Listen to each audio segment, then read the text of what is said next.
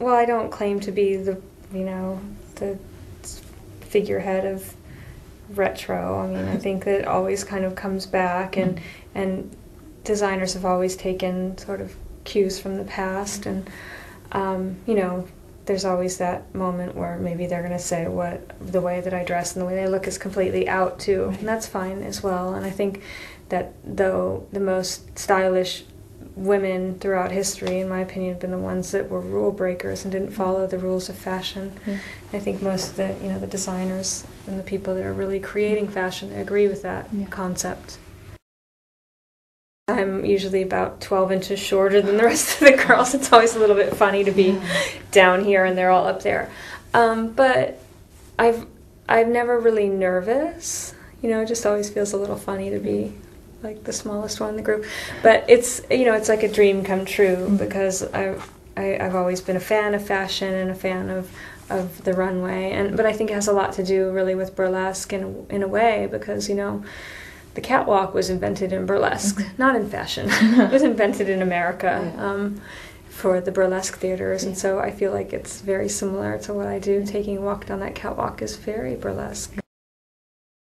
I'm going on my 17th year in performing a burlesque, and I think even if I'm not performing, I would love to be able to create shows for other girls, or to direct a show. And I have lots of ideas of maybe shows that aren't really right for me, but I love to look at a woman's personality and think about what her perfect burlesque show would be. And I love the idea of taking someone and turning them and giving them an act and coming up with an idea based on their personality.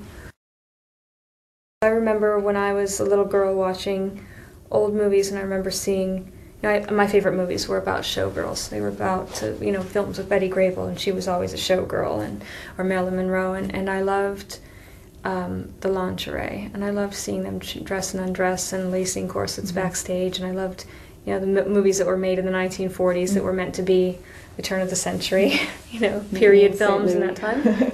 Exactly. And for me, I always really loved the look most. I loved, it's sort of like something I can't explain, but the structure, and usually the satin, that shiny satin. I should also say I've always had an obsession with ballet shoes, with point shoes, which again is that structure, that hard, shiny satin. It's something about that. I don't know what it is, but it's almost like a fetish for this shiny, satiny, boned look. And of course I always like also the way that it exaggerates the feminine form, and it always seemed like the ultimate lingerie piece. And I've been obsessed with lingerie from a very young age. I mean, my first job was working in a lingerie store, and I've always loved lingerie, and to me that's like the ultimate lingerie piece. That is the holy grail of lingerie. Stockings and garter belts are really halfway there, but a corset is really the most unattainable piece of lingerie, or was at one time. When I was 15 working in a lingerie store, this is in the 80s, and I dreamt of a corset, and it was impossible to find. It was impossible at that time to find, and someone once finally told me where I could find one, and I wandered into this little shop that turned out to be a fetish store, and so there I am, like 17 years old, in this hardcore fetish shop that I drove miles to get to, and it was really, it opened up a whole new world for me, and I wanted to know more about the corset, and it was a really difficult thing to find at that time. I'm really fussy about my corsets. I'm very particular. For me, it has to have, they have to be custom made for me. It's sort of that once you've worn the best. I think it's really great that there's lingerie stores that make corsets for the normal girl to wear that are just for the look and everything. But for me, I want a serious corset, and I've worked with Mr. Pearl quite a bit, who's made some corsets for me, and it's really like, he's a great artist. He's the only person in the world left that can do a corset the way that he does it. It's the truth.